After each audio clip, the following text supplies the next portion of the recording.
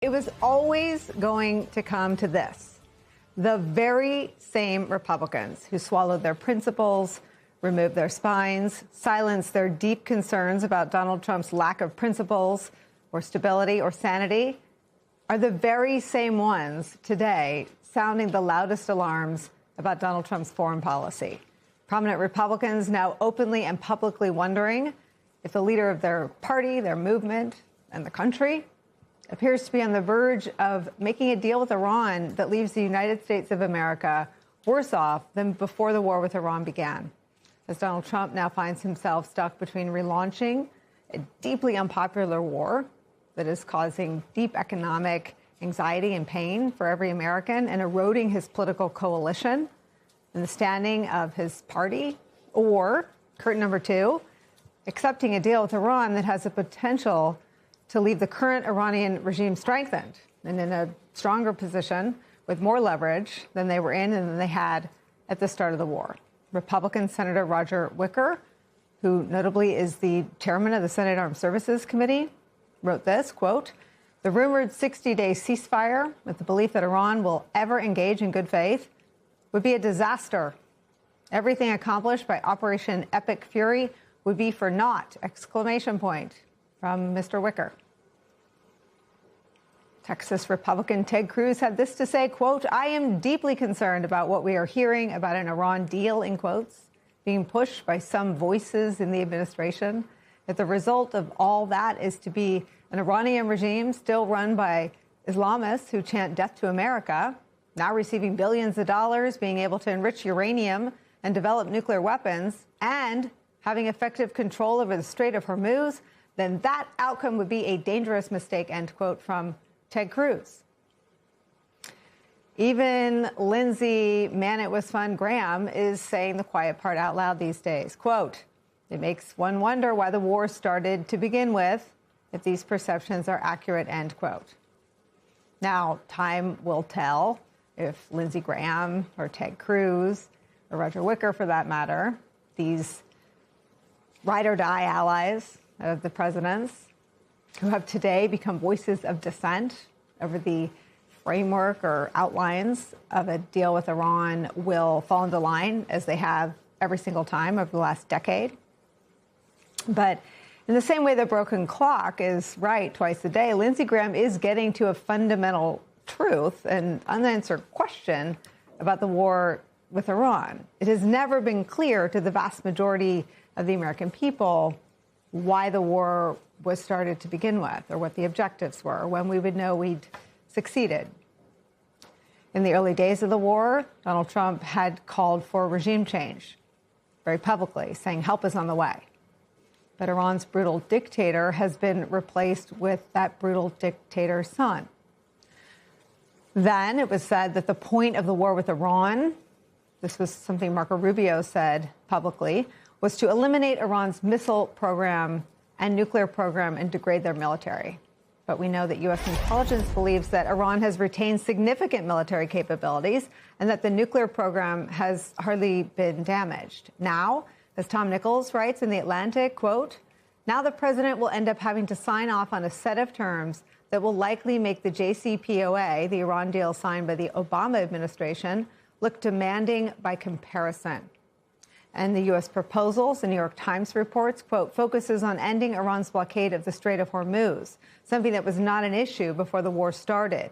In any case, Donald Trump may not get the chance to sign off on any deal, as the ceasefire is looking very shaky at the moment. U.S. forces launching strikes overnight, what CENTCOM said were, quote, self-defense strikes on missile sites and Iranian boats that were planting mines. Iran's regime is threatening to retaliate against these new strikes. Donald Trump lurching toward a potential endgame with the war in Iran is where we begin today with some of our favorite reporters and friends. Deputy Secretary of State, former Deputy Secretary of State Wendy Sherman is here. She led the U.S. negotiating team that reached an agreement on the Iran nuclear deal in 2015. Also joining us, the aforementioned staff writer at The Atlantic, Tom Nichols, is here. He's a professor emeritus of national security affairs at the U.S. Naval War College. Ben Rhodes will join us in a moment. Ambassador Sherman, let me start with you and your thoughts on these very notable as I call them, ride or die allies of Donald Trump, sounding very public alarms about what's been reported about a possible deal. I feel like it's a little bit of deja vu, because when we were doing the JCPOA, the Joint Comprehensive Plan of Action, better known as the Iran nuclear deal, these were the voices that were saying it is a bad deal. It doesn't take care of everything. It doesn't stop everything forever. Indeed, it was a deal that was quite sustainable for a long time and certainly could have been extended through swift and good negotiations. That said, we're in a very different place now, as you pointed out. Before the president started this war of choice, this ill choice, the Strait of Hormuz was open. There was freedom of navigation. And now he has to spend all of his time figuring out how to open the Strait of Hormuz, end our blockade, get gas prices down, which will take at least 2 or 3 months to be achieved once this is accomplished, all the while not really having started negotiating on the nuclear issues, right.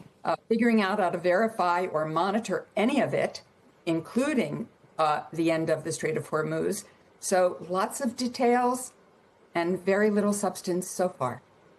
I mean, let me just ask you, I mean, it seems like an undeniable conclusion to say that we are worse off. We are in a worse position in terms of leverage and accomplishments now than before the war started.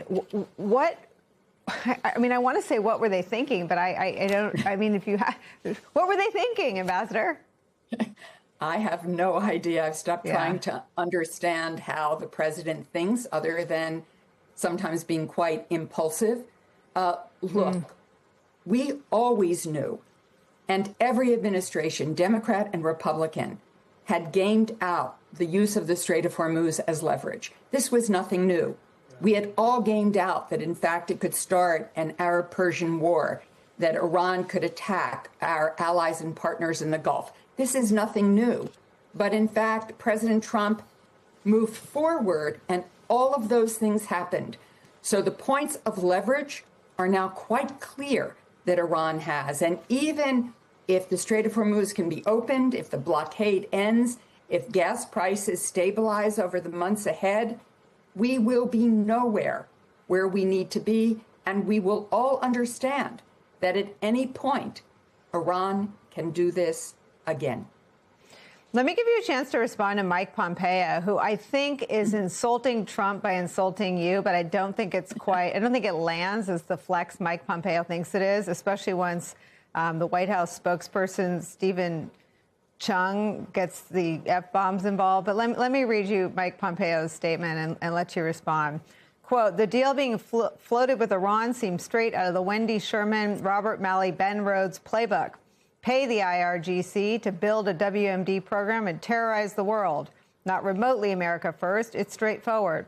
Open the damn strait, deny Iran access to money, take out enough Iranian capability so it cannot threaten our allies in the region. Overdue, let's go. I think what he means to do is to threaten Donald Trump's, virility with a comparison, an unfavorable one to you. But what he reveals to the world is that Trump has been completely bamboozled by the people around him who have led him down a path that pales in comparison to the deal you negotiated. Well, I think Lindsey Graham, in the quote that you showed, said it exactly right. It makes you wonder why we went down this road to begin with, because we are in a place that is much tougher. Look, negotiating with Iran is very difficult. They are tough guys. All guys, and they are the largest state sponsor of terrorism. They aren't. This isn't a regime any of us want, and the president started all this by saying he'd have the backs of the Iranian people. That's gone by the wayside. The president, ostensibly of Iran, started to restore the internet today to give people access, but they've been using VPNs to figure out what's going on in the world. But the lives for Iranian people are worse, not better, than when this all started. Let me just For close viewers, I'll share what Stephen Chung, the White House spokesperson, had to say in response to Mike Pompeo. Mike Pompeo has no idea what the F he's talking about. He should shut his stupid mouth and leave the real work to the professionals. He's not related to anything that's happening, so how would he know? With friends like that, I'm not sure who needs enemies, Tom Nichols. Yeah, that's some top-notch communicating from the communications director right there. I'm like 10 years retired, and I could have done better than that. Guy's really on top of his game. And as I said in what I wrote, this was a little glimpse into what I think is kind of sweaty panic inside the White House. That this is all going south on us. Our own allies, our own most sycophantic supporters. I mean, when you're getting scored on by Lindsey Graham, that's got to sting. But there are two. I'll take a whack at the thing you asked Ambassador Sherman. What were they thinking? I think two things are clear. One is that Donald Trump thought this would be a war that would bring him glory. I think that's what he was thinking. I shall be the liberator of Iran. And I think the second thing they were thinking is this regime will collapse. And I think everything we've been going through for the past 2 months, all of these operational successes that aren't amounting to a strategic effect are all because once the regime didn't collapse, you weren't going to get all the other stuff you wanted. Right. Had the regime collapsed overnight and a more compliant regime had come into power, you'd say, okay, now we're going to talk about terrorism. Now we're going to talk about the Strait. Now we're going to talk about nuclear stuff. But once that didn't happen, they didn't know what to do. And they still don't know what to do. And I think what you're seeing now is the this kind of panicky, sweaty search for a face-saving exit. I think that's put, it's forcing CENTCOM into saying things like, well, these were self-defense strikes. These are obviously meant to be demonstrative. They're meant to show that we can still hit Iran. But to what end? What is it they think they're going to get out of this now that the regime is obviously going to stay? The Iranian people have been abandoned and now, are, as the ambassador just said, worse off than they were. The notional idea that the Iranians could choke off the Strait of Hormuz is now a reality. And we've spent billions of dollars and a lot of our weapon stocks. And for what? The strain that Trump is putting on his own party with what Republican senators call selfishness. The sound you hear is, of course, Election Day in America. We'll keep following these primaries, and voters in Texas are coming out in the Republican primary. And they are looking down the barrel of what some view as a MAGA civil war, where Donald Trump has picked the anti-Republican reelection side. That's what Senate Republicans even are saying. So kind of an unusual headline if you think about it that way. This is the runoff you might have heard about if you follow the news. You have an embattled incumbent, Republican John Cornyn, and the very controversial, once impeached, scandal-plagued Ken Paxton, who netted a Trump endorsement. And that's got Republican senators and strategists mad. They say it makes it less likely that they'll hold the Senate. Some have called this a brutal primary that leaves Republicans in tatters. Of course, it all depends on whether the eventual nominee can win. But it paves the way for a rising star in the Democratic Party to have what, again, even Republicans say is potentially a better shot at turning this seat blue. Now, if you're watching the news going, I feel like I've heard about this before, it is true. We have heard many times about efforts to turn Texas blue that have not actually won, or as the kids would say, manifested. But why is this time different? Well, Paxton has more than your usual amount of MAGA baggage. He had to settle a federal corruption indictment. He was impeached for alleged fraud and obstruction of justice. His wife filed for divorce amid these allegations, and those are allegations. Of course, a divorce proceeding can go on in court, but it is a matter of public record for voters to be aware of that there are allegations of multiple affairs. I will note that he was acquitted in his impeachment, and he has asserted that he is innocent of all corruption charges. But this is politics, not a court of law. The Republican senators were basically unanimous at wanting the non-impeached, non-scandal-plagued incumbent Republican to be their choice. The candidacy has divided many, including even some couples in Texas. It's not a great choice, either one, really, but I think I lean towards Paxton, for sure. He's local. Cornyn hasn't always been with the Republicans the way I would like, but it was it was a tough choice. But I did vote for Paxton on the runoff. What are your thoughts about Paxton? Crook. Yeah, that's it, period. He's just a crook. That's an independent talking. When the economy is taken into account in the summer, people plan their trips, they think about gas prices, they think about what they can afford, and it's less under Trump.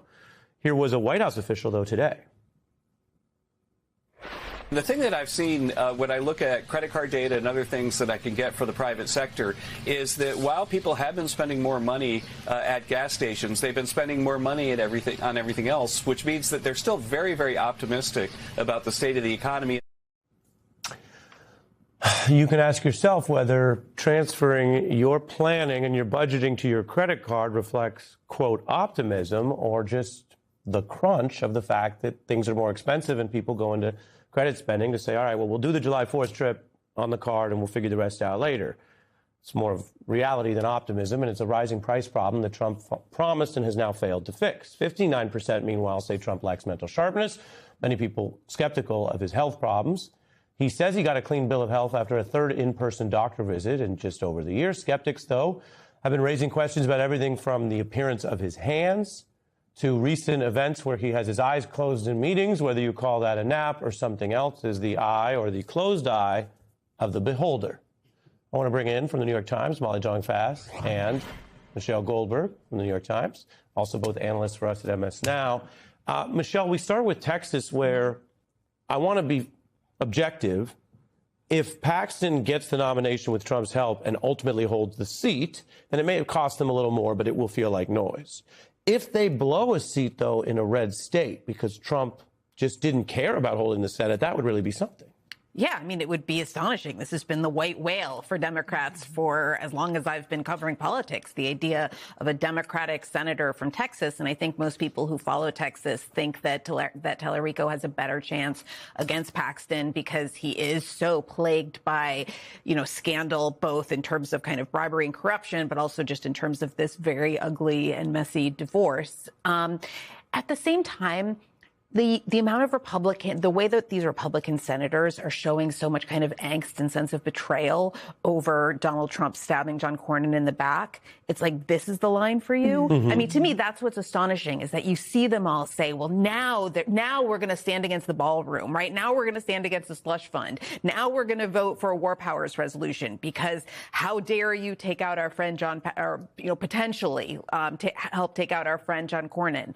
And I think it just goes to show how utterly insular they are, right? That this is the line that Trump can cross that will finally make them say, this man is out of control. Yeah, I mean, your criticism makes a deep point. If you remember in The Dark Knight, where the Joker says, and this is his cynical view, he says people are only as good as they're allowed to be.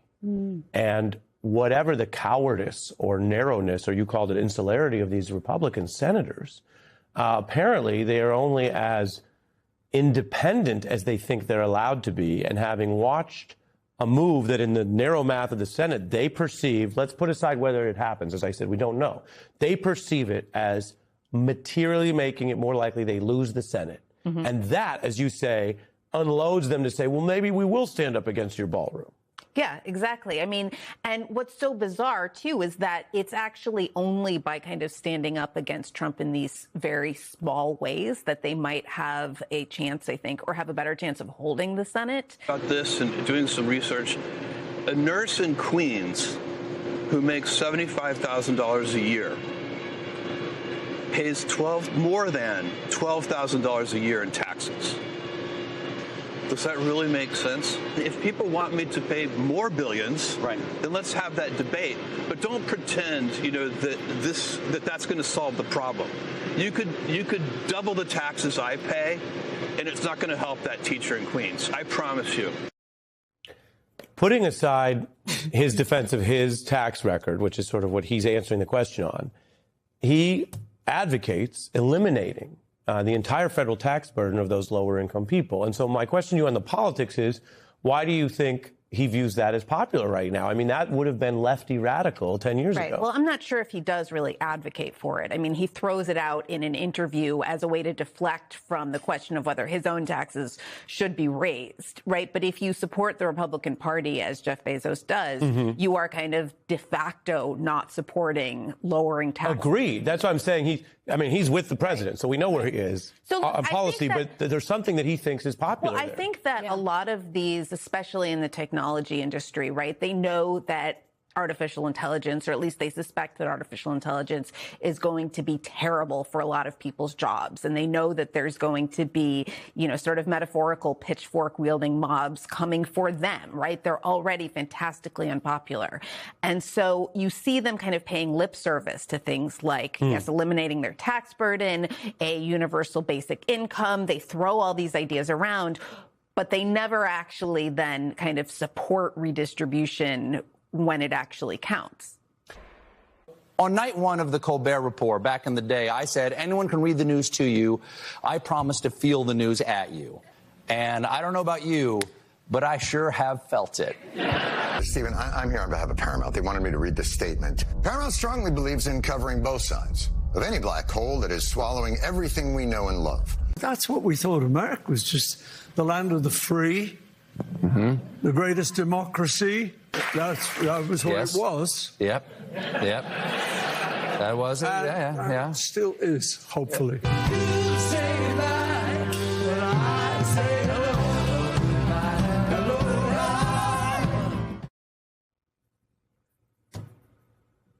Thoughts? I mean, that's what it was. I think that, look, there's no question that this show was taken off the air for political reasons. And I think even in Trump 1, it would have been unthinkable that these kind of TV networks and that these media oligarchs would be, kind of listening to Donald Trump about programming decisions, both because I think maybe they thought that Donald Trump was a transient phenomenon and they would be ashamed to have done that. And now we've seen this mass capitulation, not by the American people, but by these, kind of ostensible elites. It is so shameful. And it's so short-sighted. Unless they really think that they are just going to, that there's going to be some sort of authoritarian consolidation and they're never going to have to answer to an opposition party. If there ever are Democrats back in power, I hope that there will be a lot of hearings about the sort of decisions that these various owners have made to kind of curry favor with this administration. And Molly? Sherry Redstone. You say goodbye. And I say Sherry Redstone agreed to cancel Colbert so that she could get regulatory approval. It was pretty craven. And, she set a date so she could sell Paramount to the Ellisons and was able to do it. It was pretty transparent, very craven. And also, it's worth realizing that people who watch these shows don't like it, right? We've seen the CBS takeover. Barry Weiss has gone to CBS. She has made some decisions, editorial decisions, and their numbers just, their evening news numbers just keep going down. So we really do see that viewers don't like these kind of ideological decisions being made at news channels that never used to be like that. And you think they see Colbert end, and then where do they go? I think they follow Colbert. We'll see what Colbert does next. But what's replacing Colbert is not something similar. It's a comedy hour. You were at that detention facility in Newark yesterday, Delaney, where there were protesters and members of the press, and there were a number of Democratic office holders and Lillian Mejia, who we spoke to yesterday. That's footage of you having water poured in your eyes after pepper spray was fired. Can you just take us through what exactly happened? I came out of the detention center and immediately saw that there was a very precarious and tense standoff, where you had a line of armed ICE agents, an armored vehicle. You had a line of protesters there. And I was trying to do my best to de-escalate this. I put myself between the ICE agents and the protesters. At some point, ICE officials said they're just going to push this convoy of vehicles through the crowd. And I told them, you cannot just plow your way through a crowd of civilians. I tried to stop it, tried to find an arrangement, but they continued on. So I put myself again between the agents and the crowd. And that's when they started shooting pepper balls at our feet, as well as, right past me, seeing the pepper spray. I did my best to try to keep people safe, to try to de-escalate and keep the crowd and the agents separate. But, myself and a number of others certainly got, irritation in our eyes. My throat was burning. It was something that was really painful to watch. I mean, Chris, I'll tell you, I have to say that the ease with which it seems like violence is emerging in our streets in America, we cannot normalize this. Violence in America, it should not be easy. It should not be inevitable. And this is something that I'm worried is going to continue on in the coming days. I can't say for certain that we're past the worst of it. But this is directly related to that reconciliation bill. And I hope the American people see it next week when we're voting on in the Senate. We cannot give ICE billions of dollars more with no accountability when American families are getting nothing here and nothing to help them with their affordability crisis. Senator Andy Kim in New Jersey, who was in that detention center yesterday in between protesters and those agents outside that DHS detention facility. Thank you so much for your time tonight. Today, activists are holding a third day of protests at the site of the president's proposed 250-foot-tall triumphal arch. The administration is fighting lawsuits filed by Vietnam vets and others who have sued to stop construction near the entrance of Arlington National Cemetery. We shouldn't have no arch. That is not an honor to the veterans. That is just, an ego trip to this president.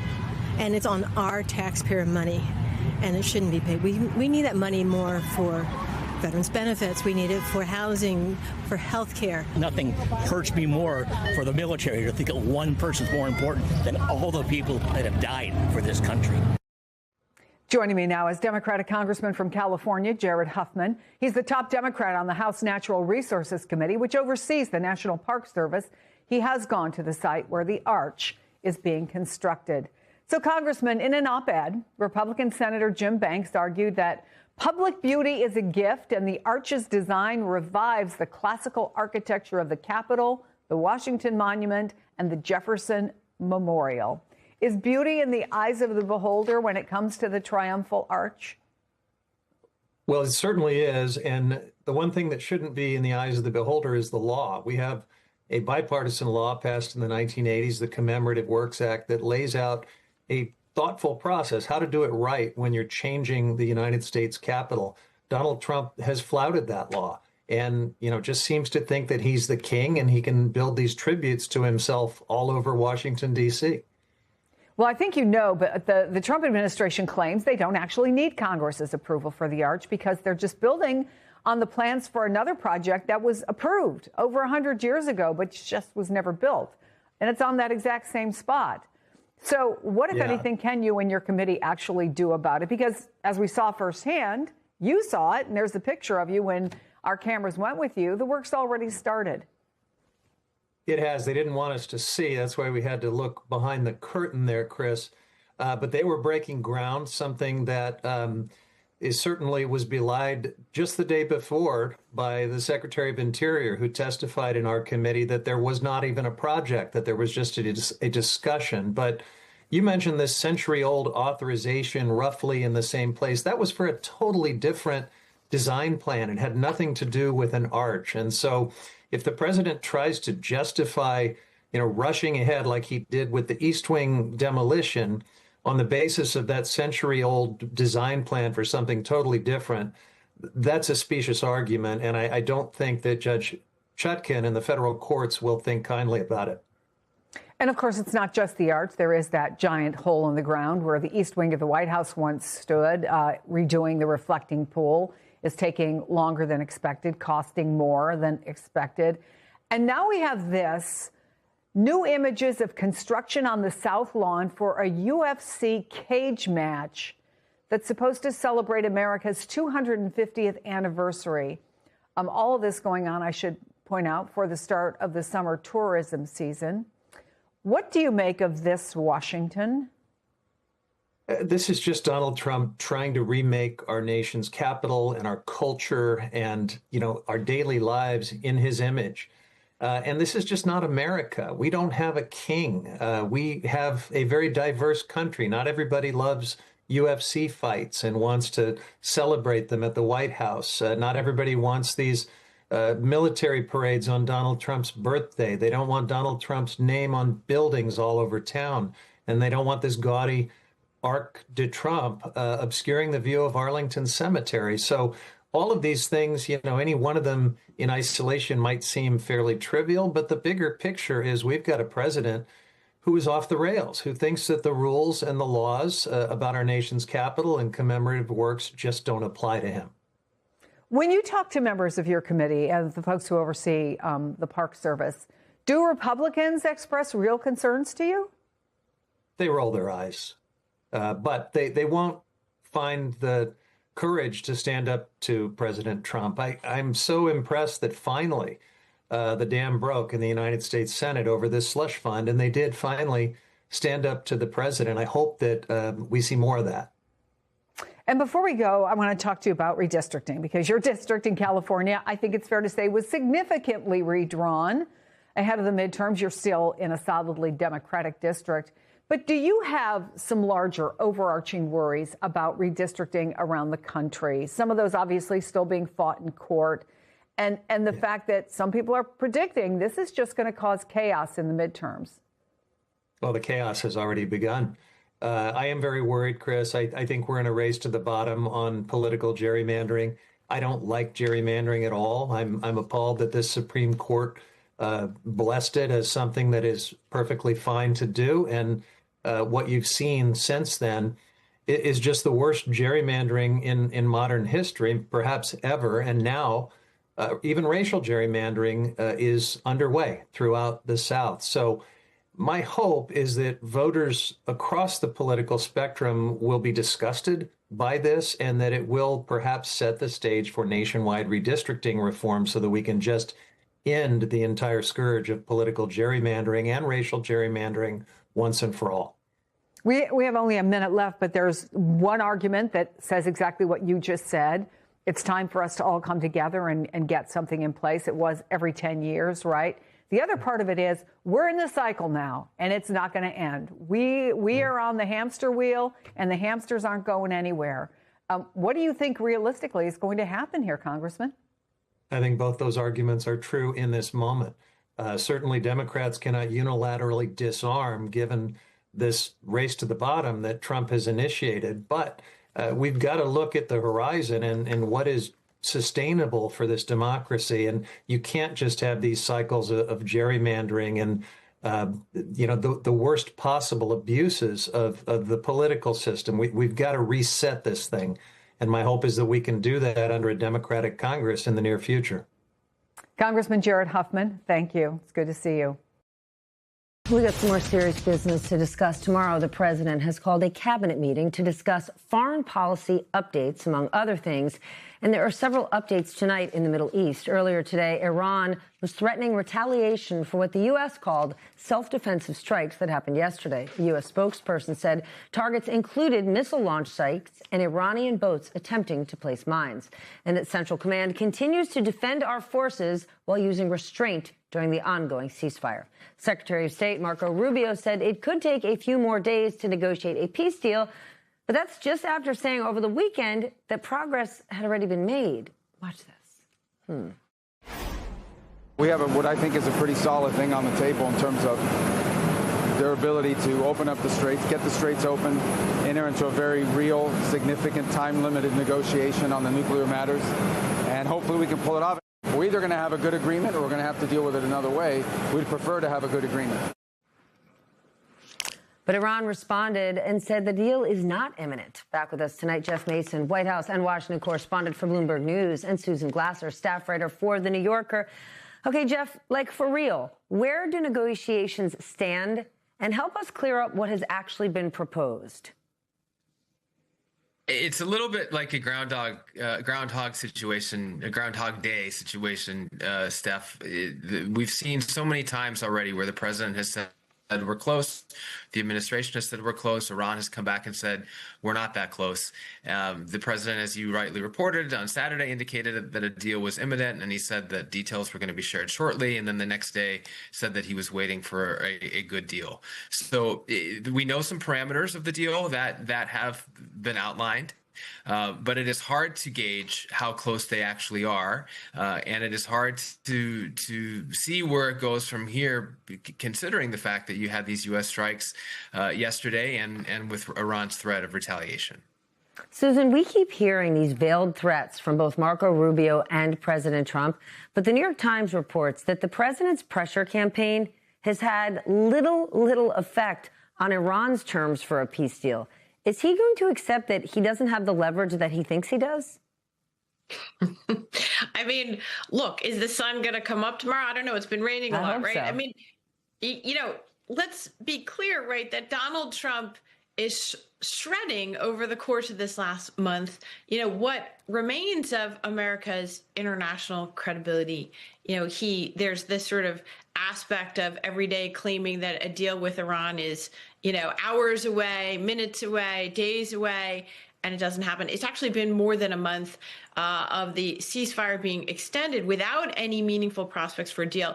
And the deal that they're talking about, by the way, would largely be an agreement to, on what terms is unclear, reopen the strait while agreeing only to talk about in the future resolving the nuclear issue that Trump claimed was the reason that he went to war in the first place. So it's basically right now, as I understand it, they're talking about whether in the next phase they could talk about an agreement on the future of the Iranian nuclear arms program. So, it's not much of a deal.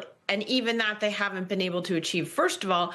And then I think it's so important to underscore, why does Trump keep doing this? Because it works. Because people can't believe that the president of the United States is lying to them, that he's not telling the truth, that the deal is not going to happen in the next few hours. I mean, I've seen perfectly credible, not naive people again and again and again fall into the trap over the last couple months of thinking, okay, well, maybe Trump is exaggerating, but surely the deal is, hours or days away from happening. The markets have responded as if they believe Trump has credibility and again been caught out by it. And I think we have to say that Trump has this playbook because it, to a certain extent, works, or at least buys him time. Okay, but here's the thing. It works as it relates to the market. The market believes it, investors believe it, and the market keeps going up. But let's look at the reality of things. As far as we know, the Iranian regime is still intact. The country seems more emboldened over its control of the Strait of Hormuz than ever. Iran has denied agreeing at all to give up their enriched uranium. And meanwhile, here, the cost of living has gone up. The global economy is strained. We could face all sorts of shortages in the weeks and months to come. And you cannot deny that America's reputation is damaged. What did we get out of this, Jeff, besides the fact that when Donald Trump does this dance, does this shuffle, the market says, we believe you. Yay, keep going. But in reality, what has it gotten us?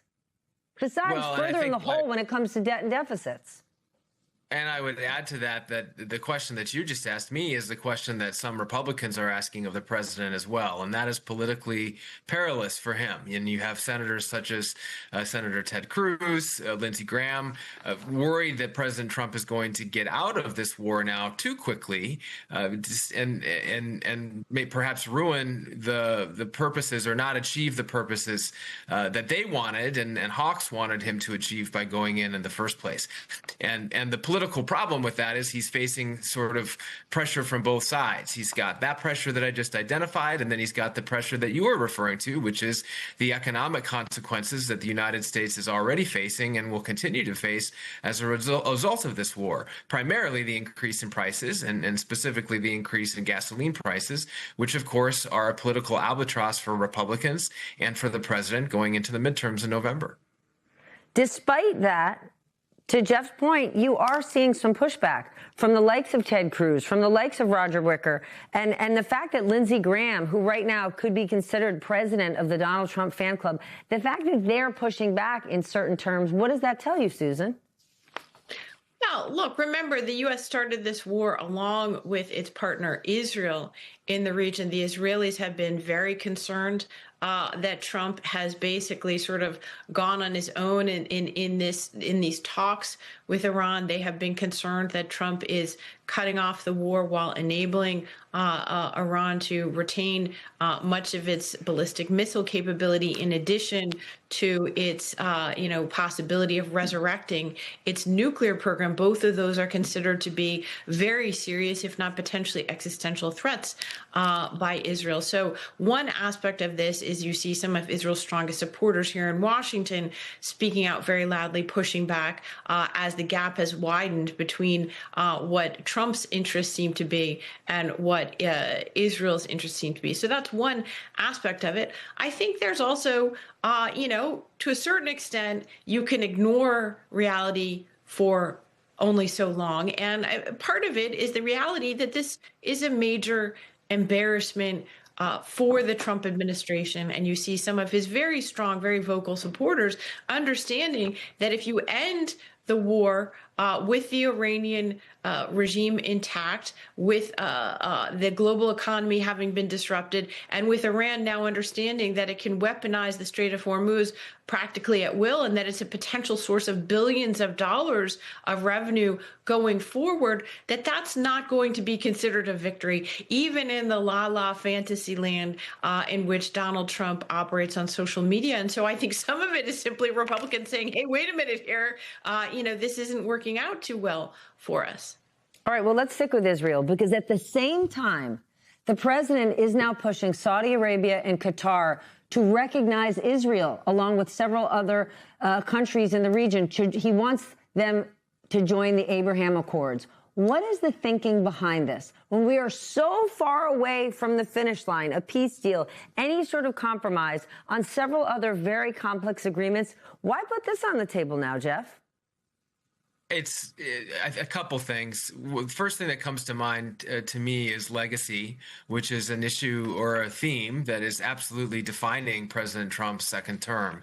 You see that at a local level. You see that in terms of the ballroom, in terms of the construction projects that he's doing here in Washington. And you see that on a policy level with regard to Iran. He often will say this is something that previous presidents should have done. Now he's wanting to be able to show that he achieved a goal in Iran and in the Middle East that other presidents were not able to do. And that includes the Abraham Accords. It was interesting to see his language about that in his social media post. He said he wanted other countries mandatorily to join the Abraham Accords.